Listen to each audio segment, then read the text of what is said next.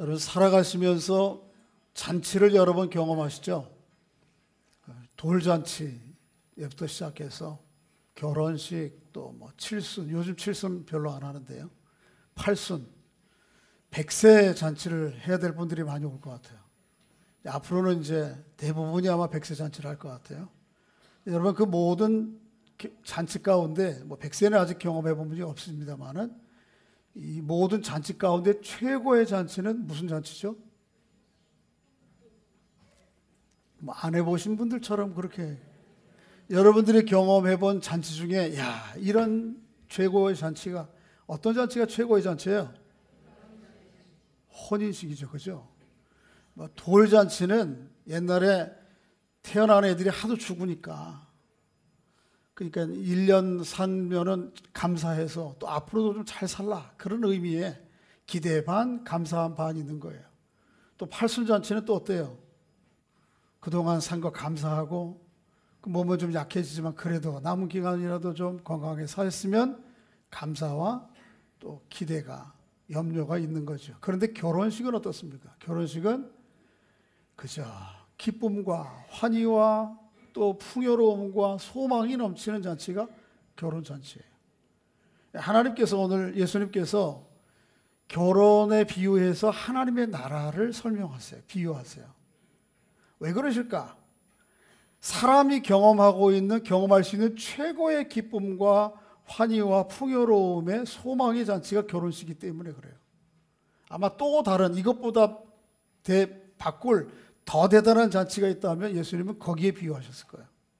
오늘 본문에 보면 혼인잔치에 비유해서 예수님께서 하나님 나라를 우리에게 말씀하고 계세요. 이 말씀을 통해 과연 하나님의 나라는 무엇이냐, 또 하나님의 나라는 우리에게 어떻게 이루어져 가고 있는가, 또 우리는 그 하나님의 나라에 대해서 어떤 마음의 자세, 삶의 자세로 우리가 반응하며 살 것인가에 대해서 살펴보기를 원합니다.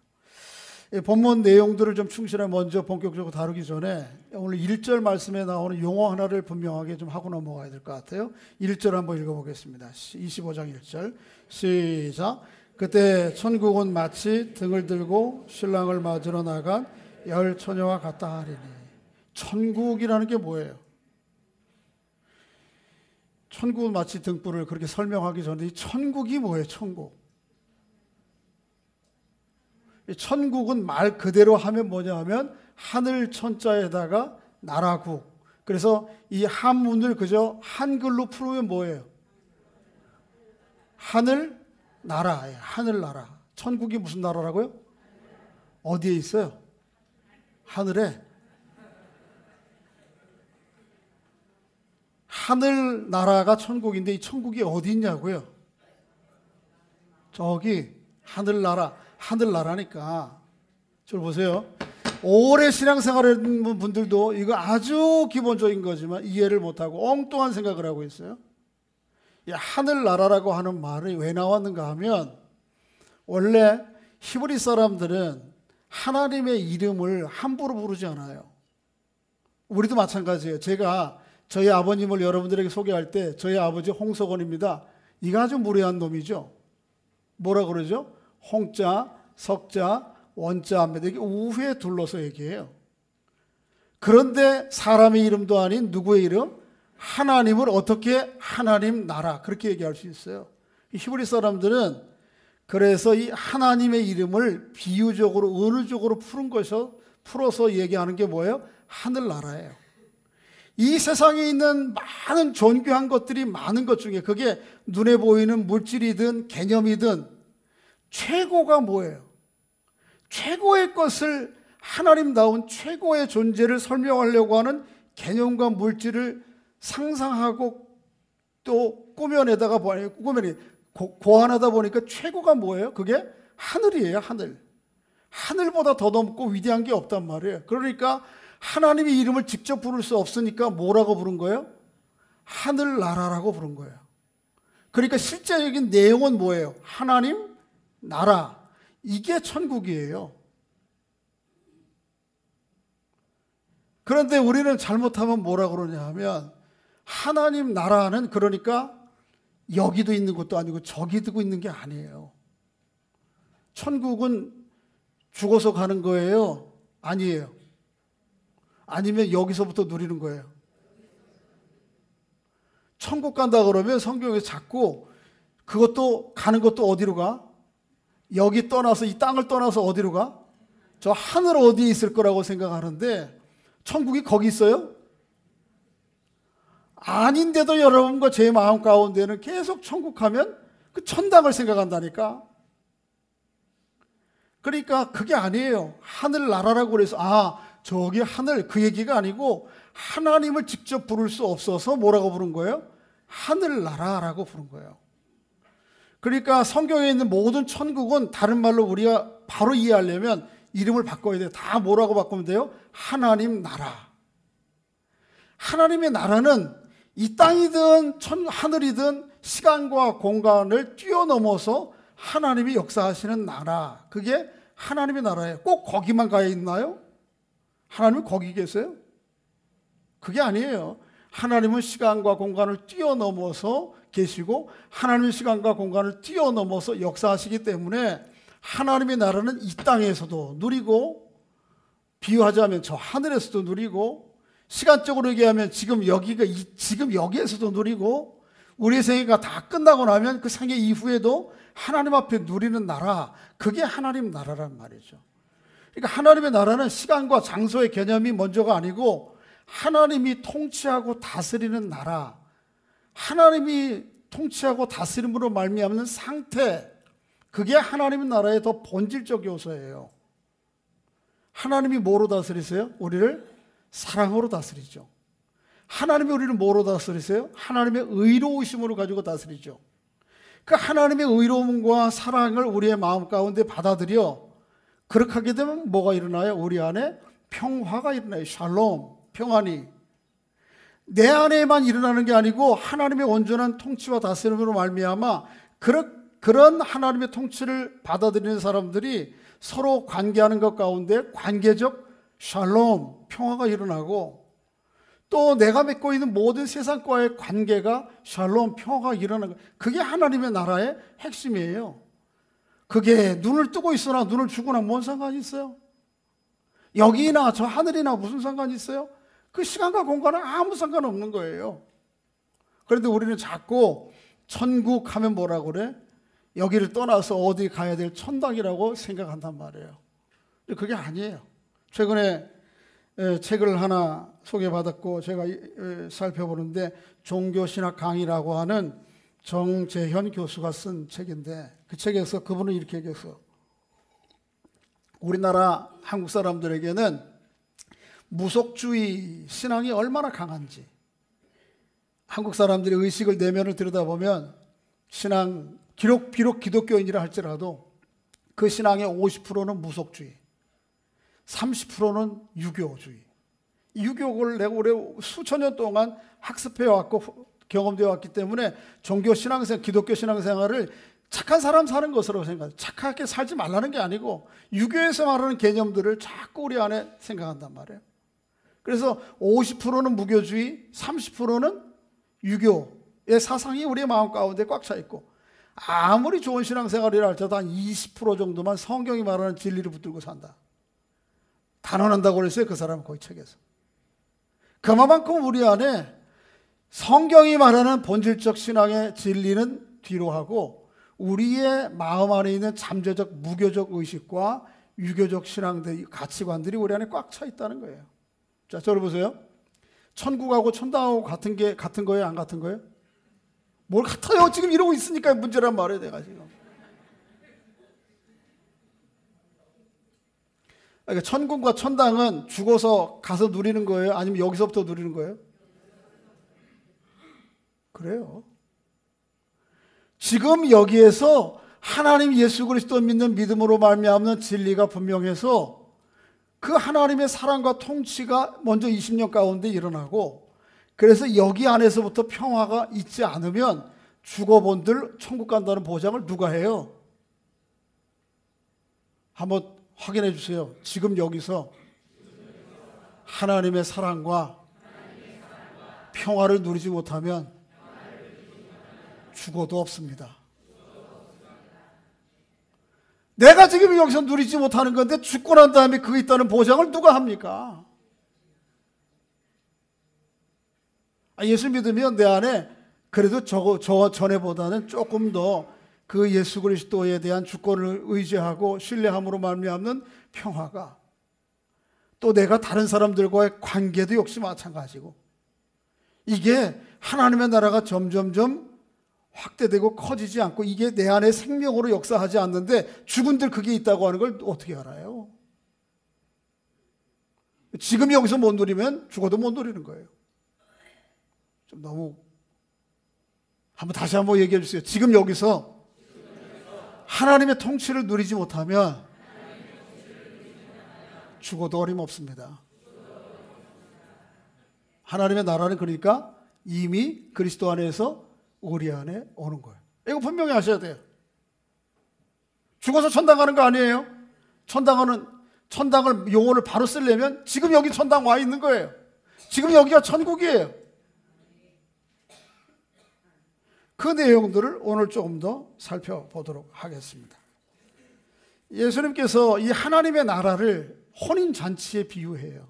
그러니까 혼인잔치를 잘 좀 생각해 보면 하나님의 나라가 이런 것이겠거니 알게 된단 말이에요. 그걸 좀 말씀드리려고 그래요. 여러분, 혼인잔치에 있어서 빠져서는 안 될 몇 가지 요소가 있어요. 이 혼인잔치에 이게 빠지면 잔치가 안 돼. 그런 거 뭐 있어요? 신랑 신부 있어야 돼. 그렇죠? 신랑 신부 없는 결혼식은 불가능해요. 그래서 두 번째 뭐가 있어요? 신부? 잔치? 뭐 잔치는 물론 풍성하면 좋지만 가난한 사람들이 예를 들어서 뭐 물 떠놓고 간단하게 예식 치른다고 그래서 그 잔치는 아닌 건 아니에요. 그래 결혼식은 가능해요. 그것도 뭐 다른 부차적인 요소예요. 성대하게 잔치를 하느냐 아주 소박하게 하느냐. 우리 토요일날 우리 집사님 잔치 아주 소박하게 할 예정이죠. 그러나 의미는 아주 멋지게 할 거예요. 그 다음에 뭐 있어야 돼요? 신랑 신부는 아까 했어요. 졸다가 일어나셔가지고 지금 그러셨는데. 그 다음에 뭐 있어요? 하객이 있어야 돼. 하객, 손님이 있어야 돼.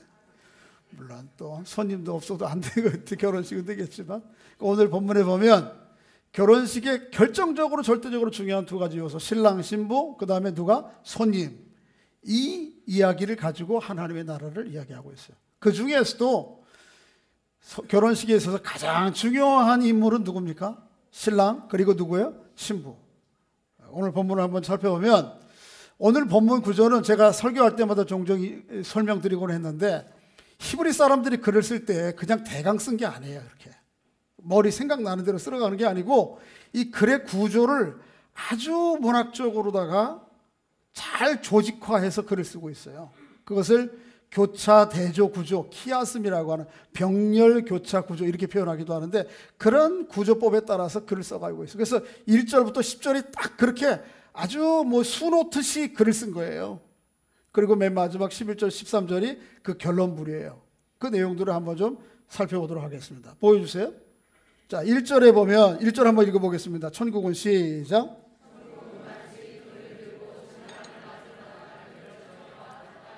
예, 천국이 나오고 누가 나와요? 신랑 나오고 그 다음에 뭐가 나와요? 열처녀. 이 열처녀는 손님으로 초대된 사람들이에요. 손님. 그 1절이 대응하게 10절에도 같은 내용이 나와요. 10절 읽어봅니다. 시작.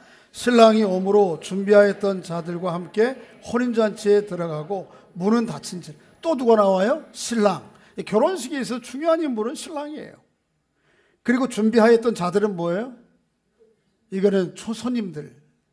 혼인잔치가 그러니까 1절과 10절의 말씀에 비추어 보면 이 혼인잔치가 천국을 의미하는구나 이렇게 알 수 있는 거예요.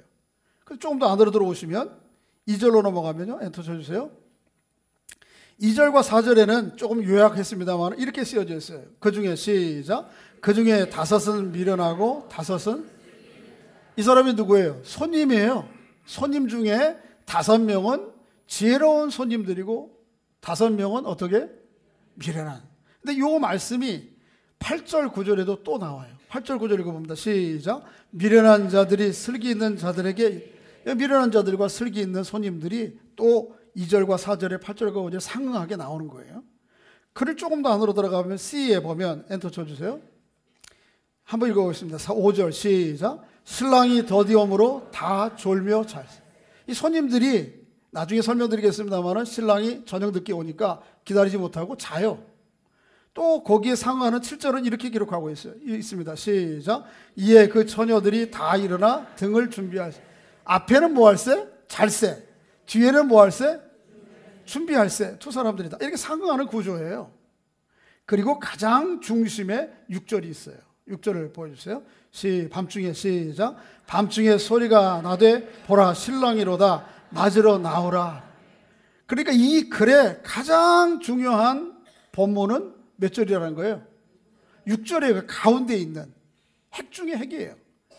그러니까 이 스토리가 우리에게 전해주고자 하는 메시지는 신랑이 언제 올지 모르니까 신랑이로다 맞으라 하면 맞을 준비가 돼 있어야 된다. 이런 구조를. 그래서 이 글의 구조 가운데 보면 가장 중요한 인물이 신랑이요. 두 번째는 누구예요?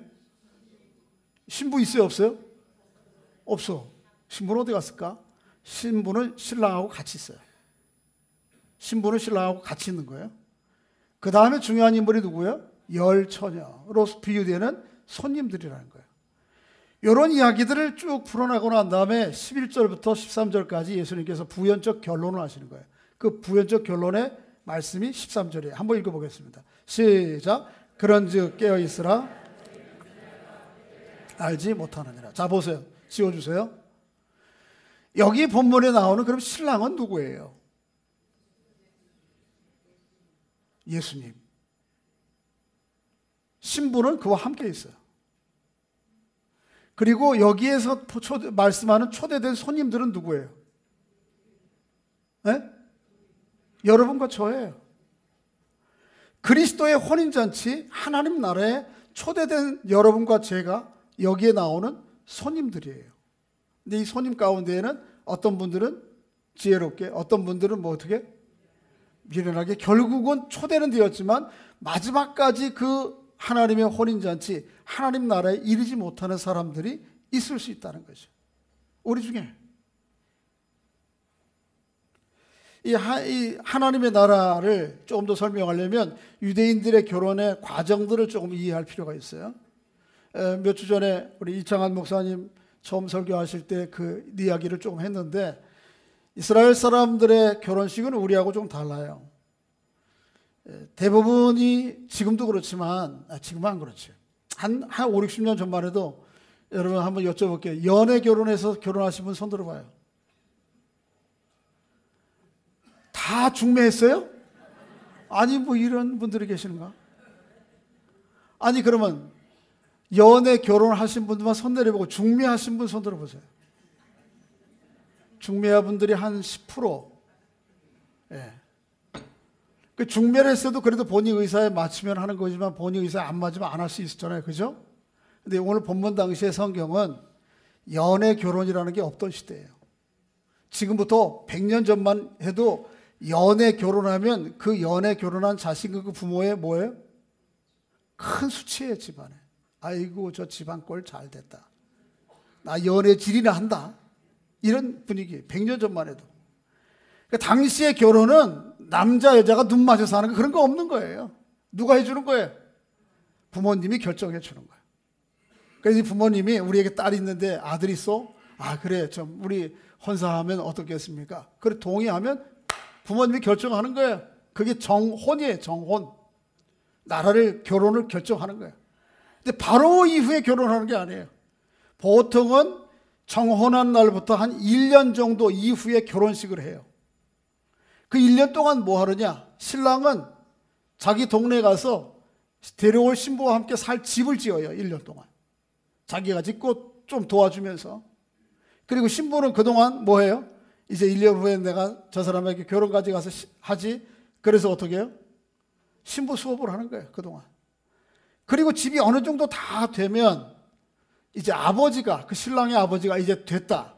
앞으로 5일 후에 결혼식 하자. 그러든지 일주일 후에 하든지 날짜와 때를 정하는 거예요. 그 말씀 때문에 오늘 본문 13절이 있는 거예요. 한번 읽어보세요. 13절. 한번 읽어보겠습니다. 시작. 그런즉 깨어있으라. 너희는 그날과 그때를 신랑이라도 자기 결혼을 언제 할지 알아요? 몰라요?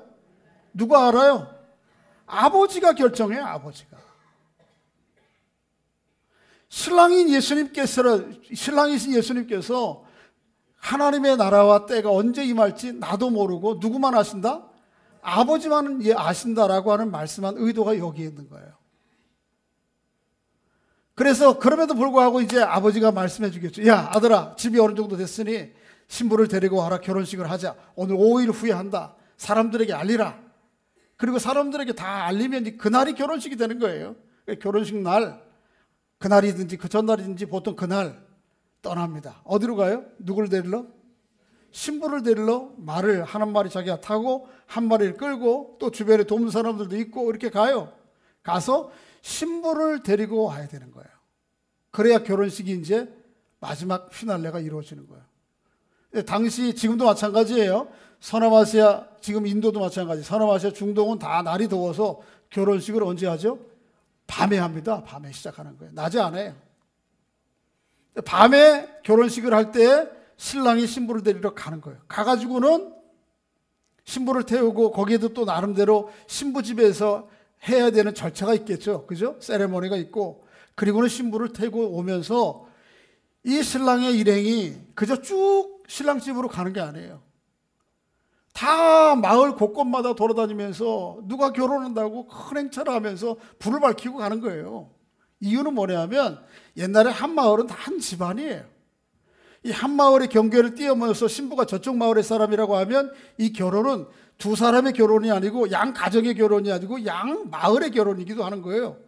그러니까 이 신랑의 결혼의 과정을 많은 사람들에게 알리고, 또 지나가는 사람들이 어떻게 해요? 그 동네 사람들이 축하해 주는 거예요. 그러니까 신랑이 앞에서 말을 타고 신부가 뒤에 말을 태우고 가는데 동네 사람들이 그냥 내버려 줘요? 빨리빨리 가라고 그래요? 빨리빨리 가라고 안 하잖아요. 그죠? 우리나라에 결혼식 하면 신랑 신부 집에 와서 어떻게 하죠? 안 해봤어요. 그런 거? 다는 거 안 해봤어요? 무드름해 놓고 막 발바닥 때리는 거? 그게 과정이라고요. 절차란 말이에요. 이 사람들이 쭉 오는 동안 뭐 신랑이 신부는 도대체 어떻게 생겼어? 놀리기도 하고 축하하면서 그러고 오는 거예요. 그러다 보면 초저녁에 출발한 신랑이 밤늦이 되도록 오지를 않는 거예요. 손님들이 다 그거를 준비하고 막고 있다가 밤이 늦게 되는 거예요. 그러면 다 깨어 있어야 되는데 깨어 있어요? 졸아. 5절 보세요. 5절 한번 읽어보겠습니다. 시작. 신랑이 더디옴으로 다 졸며 잘 그 이유가 거기에 있는 거예요. 너무 신랑이 언제 올지 모르니까. 그런데 그렇게 졸고 자고 있는데 누가 오는 거예요? 신랑이라다 갑자기 오는 거예요. 갑자기. 자, 저를 보세요. 이게 뭘 얘기하는가 하면 천국과 하나님의 나라가 우리에게 이루어지는 과정을 얘기하는 거예요. 여기 신랑은 누구라고 그랬어요? 아까? 예수 그리스도. 그러니까 여기 초대된 사람들은 이미 그 신랑의 잔치 자리에 하나님의 나라에 천국에 초대된 사람들이에요. 그러나 결혼식이 시작되었지만 아직 결말이 났어요? 안 났어요? 안 났어요. 과정 중에 있어요. 여러분, 신랑이 참여하지 않았는데, 신부가 아직 오지 않았는데 결혼식 초대된 사람들이 자기네들끼리 먹고 마실 수 있어요? 없어요. 그 결혼식에 대한 기대와 들뜸이 이 결혼식을 참여하는 사람들에게 있고, 그 기쁨이 있기는 있되 아직까지 펼쳐놓고 먹지를 못하는 거예요. 기쁨을 나누지 못하는 거예요. 그러나 누가 오면, 신랑의 일행이 오면 그때 이제 펼쳐놓고 풍악을 울려라, 음식을 내와라 하고 기쁨을 누리는 거예요.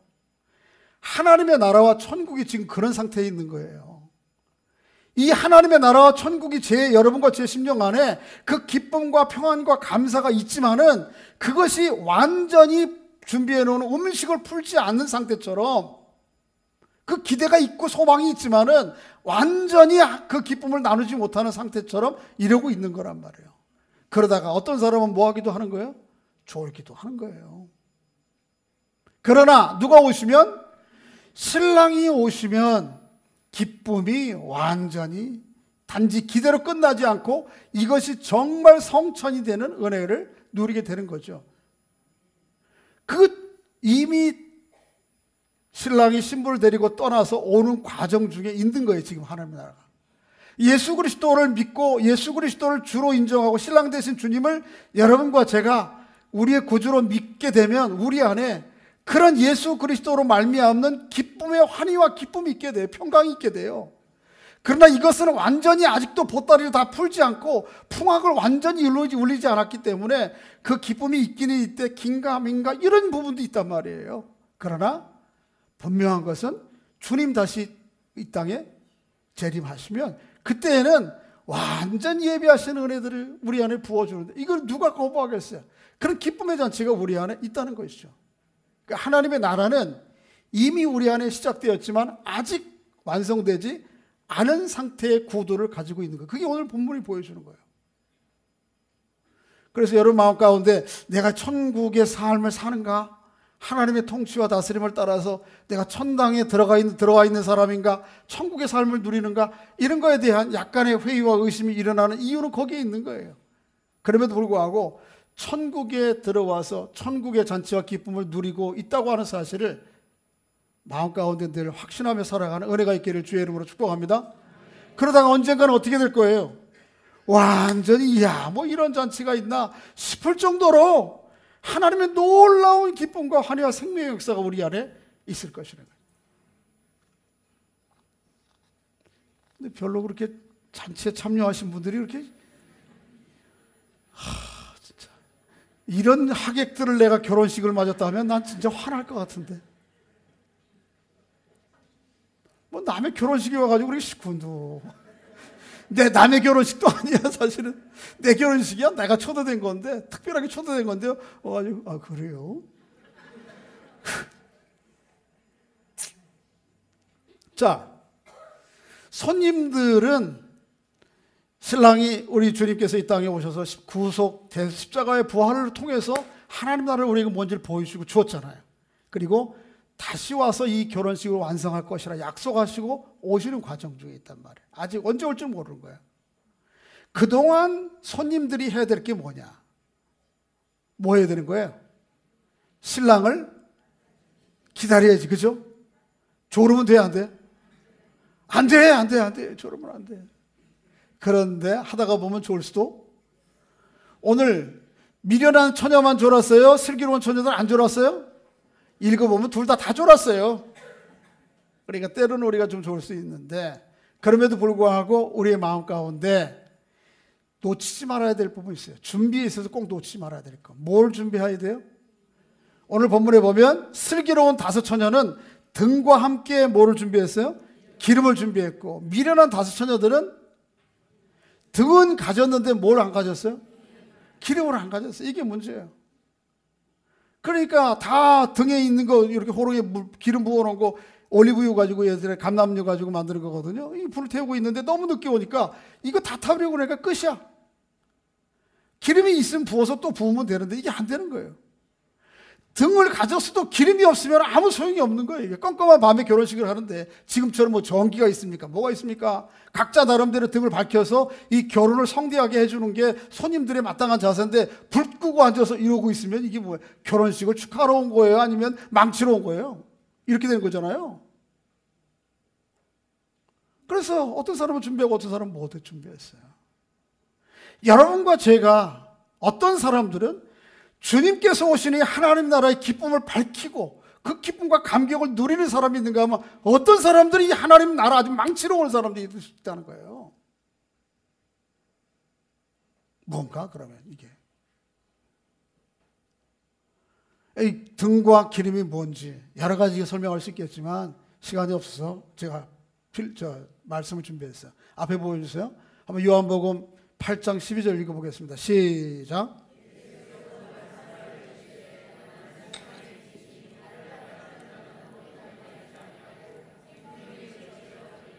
예수님께서 뭐라고 하셨나요? 내가 뭐라고요? 세상의 빛이니 나를 따르는 자는 어둠에 다니지 아니하고 생명의 무엇을 얻으리라? 빛을 얻으리라. 그러니까 여기 등은 누구를 얘기하는 거예요? 이 등은 누구를 얘기하는 거예요? 예수 그리스도를 의미하는 거예요. 예수 그리스도라기보단 예수 그리스도를 믿는 믿음을 의미하는 거예요. 한번 다시 다음 절 12절 46절 12장 46절 읽어보겠습니다. 시작. 나는 빛으로 세상에 왔다. 무릇 나를 믿는 자로 어둠에 예수 그리스도를 믿는 믿음의 빛이 우리 안에 있어야 되는 거예요. 이걸 준비하고 있어야 돼. 빛 대신 예수 그리스도를 신실하게 믿는 믿음이 우리 안에 준비되어 있어야 주님 오실 때 그게 언제라도 밝힐 수 있는 거예요. 이게 등이에요. 예수 그리스도가 나의 빛이요 등이에요. 그럼 기름은 뭐예요? 기름은 뭔가 여러 가지로 이야기할 수 있겠는데 성경 사도행전 10장 38절 한번 두 줄만 읽어보겠습니다. 시작. 하나님이 나사렛 예수에게 성령과 능력을, 그 기름이 나와요 안 나와요? 그런데 이 기름은 뭐에 대한 은유예요? 성령에 대한 은유예요.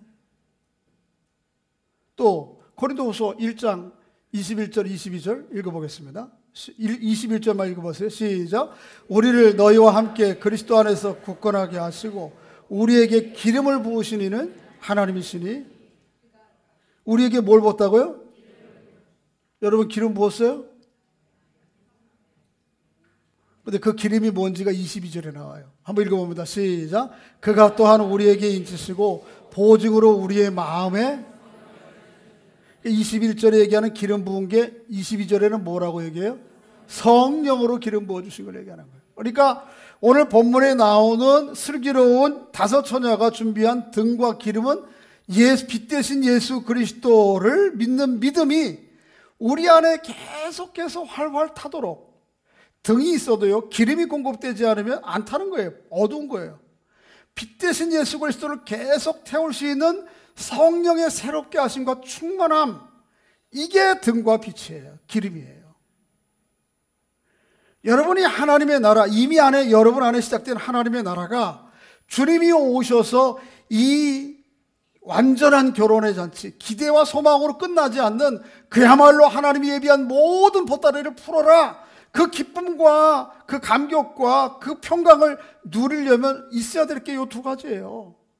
빛 대신 예수 그리스도에 대한 믿음, 그 믿음을 계속해서 타오르게 할 기름, 성령의 은혜와 역사들이 우리 안에 있어야 되는 거예요.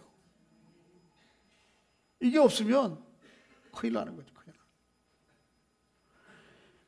여러분 안에 있는 주 예수 그리스도에 대한 믿음과 그 믿음이 날마다 새롭게 타도록, 밝혀지도록, 우리의 마음을 밝히도록, 또 우리의 관계들을 밝히도록 성령께서 은혜 주시기를 주의 이름으로 축복합니다. 그 하나님의 통치와 다스림이 날마다 20년 가운데 있어야 되는 거예요. 그 20년 가운데 있게 되면 다른 사람들과의 관계 속에서 자연히 그 빛이 흘러가요. 빛은 아무리 감추려고 해도 감춰지지 않아요. 숨길 수가 없어요. 믿음이 있는 사람이 그럴 수가 없어요. 그 예수 그리스도의 사랑과 정의의 통치가 일어나면 제일 먼저 일어나는 게 샬롬이래요. 평화가.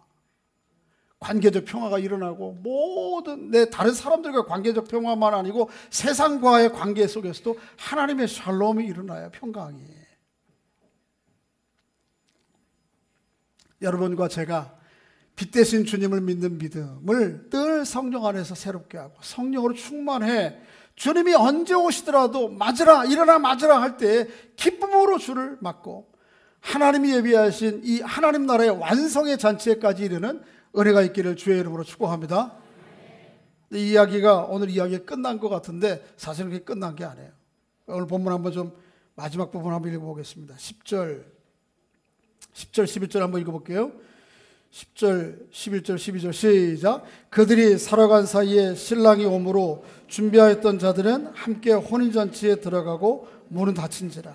그 후에 남은 처녀들이 와서 이르되 주여 주여 우리에게 열어주소서. 대답하여 이르되 진실로 너에게 이르노니 내가 너희를 알지 못하였노라 하였느니라. 자 보세요. 슬기로운 처녀들은 마지막 하나님 나라의 혼인잔치의 완성에 들어갔어요? 안 들어갔어요? 들어갔어요. 미련한 처녀들 못 들어갔어요. 끝난 거예요? 아니 그 끝난 거 얘기하려면 뭘 써놔. 당연히 그렇게 벌써 끝나버리는데. 이런 이야기를 결론을 가르쳐서 무슨 결론이냐면 열린 결말이라고 그래요. 이게 아직 끝난 얘기가 아니에요. 케네스 베일리라고 하는 중동과 서남아시아의 문화와 역사에 아주 뛰어난 학자가 요 이야기를 이렇게 썼어요. 히브리 그 사람들은, 중동 사람들은 어떤 사람들에게 뭐를 거절할 때 안 된다. 거절하는 게 이게 최종적인 결론의 말이 아니라는 거예요. 그게 아니고 뭐예요? 협상을 해나갈 때, 진행돼 나갈 때에 자기의 의도대로 이끌어가기 위해서 일단 뭐하고 보는 거예요? 안 돼. 거절하는 거예요, 거절. 그렇지만 이 거절의 말을 아니요, 너희들은 못 들어와. 이제 끝나서 문이 닫혔어. 이 얘기를 끝나고 그냥 뒤돌아서서 가면 아무것도 아니지. 근데 왜 이런 결론을 우리에게 보여주느냐? 이것에 대한 최종적인 결말이 누구가 해야 되는 거예요? 이 이야기에 대한 결말을 있는 독자들이 해야 되는 거예요. 여러분과 제가 해야 되는 거예요. 이 이야기를 듣는 사람들이 이거에 대한 최종적인 판단을 하라는 거예요. 그리고 그 판단이 단지 중립적인 판단이 아니고 누구에 대한 실제적인 사건으로, 나에 대한 실제적인 사건으로 당신들이 이제는 어떻게 할 거요? 이 이야기를 하는 거예요. 여러분과 저의 몫이라는 거예요. 혹 지금까지 여러분과 저 중에 주 예수 그리스도를 믿는 믿음에 초대되어서 그 예수 그리스도는 믿음이 분명하고 확실해. 그 성령 안에서 살아가는 삶이 있다면 그대로 가시면 돼요. 그런데 혹 우리 중에 어떤 분들은 예수 그리스도를 믿는 믿음이 있긴 있지만 정말 그런가? 아닐 거 아니야? 아니면 또 나중에, 조금 나중에 믿을게요. 열심히. 한 애들 좀 키워놓고 열심히 주님 믿을게요. 아니, 좀 집 좀 사놓고 열심히 좀 믿을게요. 이런 분들에게 얘기하는 거예요. 늦었으니까, 그럴 여지가 없으니까 지금 정신 차리라는 거예요.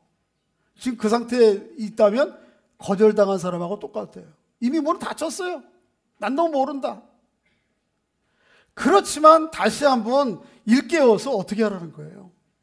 주님 앞에 우리 안에 있는 믿음을 성령으로 다시 밝혀야 된다는 것을 얘기하는 거예요.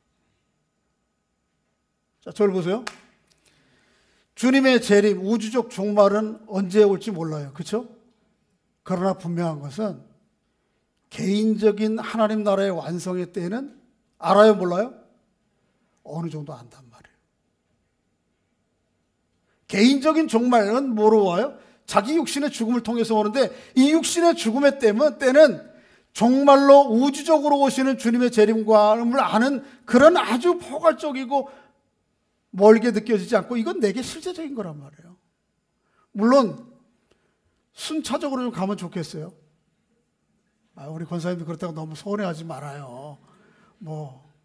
순차적으로 가는 게 순리잖아요. 그렇죠? 순차적으로 가자는데 뭐 이렇게 얼굴을 또 이렇게 찡그리시고 그러면은 뭘.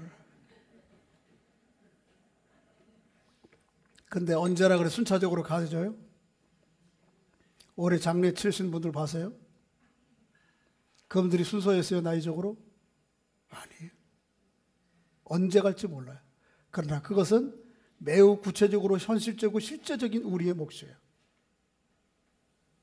그날이 언제 올지 어떻게 알아요? 원하기에는 순차적으로 또 9988 234 하다 가면 좋은데 그게 그렇게 되냐고요. 언제 올지 어떻게 알아? 오늘 아침에 출근하고 간다는데 더 이상 못 볼 수 있어요. 그러니까 그날이 바로 주님 오시는 데가 개인적인 종말이 오늘이라도 깨어서 어떻게 되는 거예요? 주님 맞을 준비하면서 매 순간 살아야지. 언제 애들 키워놓고, 언제 집 사놓고, 언제 뭐 해놓고 하냐고요? 지금 해야지. 미루지 마세요. 미루지 말고 지금 해야 되는, 그 하나님의 나라를 지금 준비하고 살아야 되는 거예요. 그래서 오늘 저녁에 내가 주님 앞에 서더라도 기꺼이 주님과 같이 내게 지금까지 준비되어 온 결혼식, 결혼 혼인잔치와 같은 하나님의 나라 잔치가 내게 완전히 보따리가 풀어지는 그날을 맞을 수 있도록 그렇게 오늘을 살아가야 되는 거예요. 언제? 지금 여기에서. 할렐루야. 언제? 어디에서? 여기에서. 여기에서. 자, 13절 읽고 마치겠습니다. 13절 시작. 그런즉 깨어있으라. 너희는 그날과 그때를 알지 못하라. 6절 이 본문의 가장 핵심적인 말씀, 보라 신랑이로다 맞으러 오라. 그렇게 그 소리가 언제가 날지 모르지만 갑작스럽게 오더라도 기쁨으로 주님 앞에 그동안 하나님의 나라를 누리며 살게 한 것 감사하고, 또 지금까지 풀지 못한 하나님 나라의 그 풍성함과 기쁨의 잔치가 내게 열려질 것을 믿음으로 소망하면서 매 순간 하나님의 나라의 삶을 살아가는 여러분과 제가 될 수 있기를 주의 이름으로 축복합니다. 기도하겠습니다. 이 시간을 함께 기도할 때에 그렇습니다. 여기서 지금 현재 누리지 못하는 하나님의 나라 5년 후에 10년 후에 죽는다고 누린다는 걸 누가 보장합니까? 하나님이 살아계시다면 시간과 공간을 초월해서 늘 오늘 이 자리에 역사하시는 분인데, 그 하나님의 나라를 내가 지금 이 자리에서 내 10년 가운데 누리게 하시고 나와 관계된 삶 통해서 누리게 하시고, 그 하나님의 나라가 날마다 더욱 분명해지고 확실해지도록 성령으로 우리에게 기름 부어주시고 역사해 주시옵소서 라고 우리 한 목소리로 우리 자신들을 위해서 기도하겠습니다. 아버지 하나님, 은혜를 감사합니다. 저희들을 사랑하시고 인도해 주셔서 하나님의 나라를 저희들에게 허락해 주시고 주 예수 그리스도를 믿는 믿음 가운데 하나님의 자녀되게 하시며 하나님과 화평을 누리며 또 내 심령 가운데 하나님 주시는 화평 가지고 살아가며 다른 사람들과 그 은혜를 누리며 살아갈 수 있도록 은총을 베풀어 주시니 감사합니다. 하나님, 주님 언제 오실지 알 수 없습니다만은, 그러나 우리가 우리의 생에 육신적 종말이 있다고 하는 것은 그보다 확실하고 분명하고 실제적인 것입니다. 오늘 그날을 맞더라도 기쁨으로 신랑이로다 깨어 맞으라 말씀하실 때에 기쁨으로 일어나 주님을 맞을 수 있는 믿음 준비하며 또 성령 안에서 깨어서 살아가는 저희들 될 수 있도록 주님 인도해 주시기를 원합니다. 아버지 하나님, 우리의 신앙이 참 세상 사람들이 생각하는 것처럼 잘못된 신앙에 빠져 오늘을 마땅히 누려야 될 하나님의 나라를 잊어버리며 살아가지 않도록 주님 도와주시기를 원합니다. 우리를 깨워 주시기를 원합니다. 예수님의 이름으로 기도하옵나이다. 아멘.